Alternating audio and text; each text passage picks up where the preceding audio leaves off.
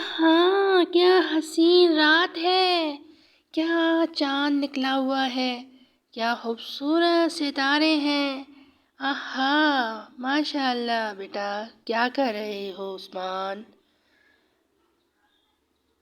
ابا جان یہ دیکھیں آسمان کتنا پیارا لگ رہا ہے، چاند ستارے نکلے ہیں، کیا آپ مجھے آج کہانی سنائیں گے؟ ہاں بیٹا، میں اپنے عثمان کو ضرور کہانی سناؤں گا۔ آج حضرت شمل علیہ السلام کی کہانی سناؤں گا۔ حضرت شمل علیہ السلام ایک روشن ضمیر انسان تھے۔ ایک دفعہ کا ذکر ہے کہ اسرائیلی لوگ اللہ سبحانہ تعالیٰ کو بھول بیٹھے اور گناہ کرنے لگے۔ اسرائیلیوں کا بادشاہ بہت ظالم اور برا تھا۔ وہ لوگوں کو جنگ پر گھسیٹتا تھا اور ان کا خون بہا کر خوش ہوتا تھا۔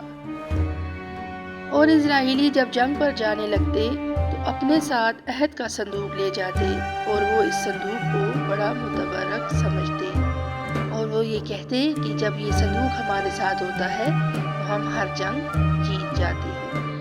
لیکن اس بار ایسا بالکل نہیں ہوا۔ اسرائیلی جب جنگ پر گئے اور اپنے ساتھ صندوق لے گئے تو اس دفعہ وہ فلسطین کے ہاتھوں جنگ ہار گئے اور فلسطینیوں نے ان سے ان کا مقدس صندوق بھی چھین لیا۔ ادھر جب بادشاہ کو یہ بات پتہ چلی تو بادشاہ یہ غم برداشت نہ کر سکا اور دل کا دورہ پڑنے سے اسی ٹائم جاں بحق ہو گیا، مر گیا۔ اب اسرائیلی جو تھے وہ پریشان ہو گئے اور ان کی حالت ایسی ہوگی جیسے بھیڑ بکریوں کی ہوتی ہے۔ ادھر اللہ تعالیٰ نے حضرت شمیل علیہ السلام کو بھیجا۔ وہ لوگ بہت خوش ہوئے اور انہوں نے کہا آپ طاقت پر رہنما مقرر کریں تاکہ ہم اپنا صندوق فلسطینیوں سے واپس لے سکیں۔ چنانچہ ایک رات اللہ تعالیٰ سے شمیل نے دعا مانگی کہ اے اللہ مجھ پر رحم کر اور کوئی رہنما بھیج۔ تو اللہ تعالیٰ نے فرمایا کہ اے شمیل میں تمہاری طرف ایک طالوت ایک بندہ بھیج رہا ہوں جس کا نام طالوت ہے۔ تم بالکل بھی مت ڈرو اور بھروسہ رکھو اور اس کو بادشاہت سونپ دو، وہ تم لوگوں کا بہت خیال رکھے گا۔ ادھر طالوت اور ان کا نوکر اپنے گدھے ڈھونڈتے ڈھونڈتے شمل کی سرزمین پر آن پہنچا۔ کسی نے کہا کہ یہ شمل کی سرزمین ہے تو نوکر بڑا خوش ہوا۔ اس نے کہا طالوت ہمیں کیوں نہ شمل سے مدد مانگنی چاہیے۔ شمل چنانچہ کچھ عورتوں کو بلا کر پوچھنے لگا کہ شمل کہاں رہتے ہیں۔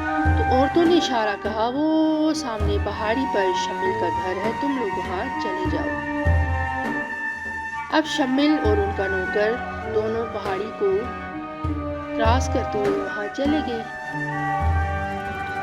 جب شمل کے پاس پہنچے طالوت تو انہوں نے دیکھا کہ بہت سے لوگ شمل کے پاس کھڑے ہیں۔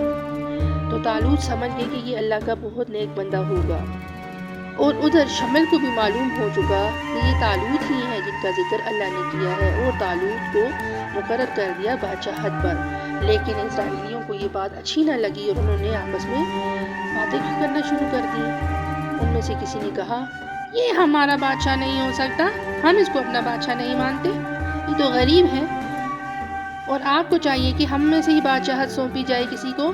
ادھر طالوت کو جب بادشاہت سونپی گئی تو اس نے فوج تیار کی، بڑی اچھی فوج تیار کی، لشکر تیار کیا۔ اب وہ جنگ کے لیے روانہ ہو گئے۔ راستے میں پانی آتا تھا اور شمل کے جو بھیجے ہوئے طالوت تھے انہوں نے آزمائش کے طور پر اپنے جنگی جو مجاہد تھے جو فوجی تھے ان کو کہا کہ یہاں پانی بالکل نہیں پینا، پیاس نہیں بجھانی۔ لیکن لوگ کافی دنوں کے تھکے ہوئے تھے، ان میں سے کافی لوگوں نے خوب سیر ہو کر پانی پیا۔ طالوت کو یہ بات کچھ پسند نہ آئی اور اس نے فوجیوں میں سے ان فوجیوں کو نکال دیا جنہوں نے پاسداری نہیں کی تھی۔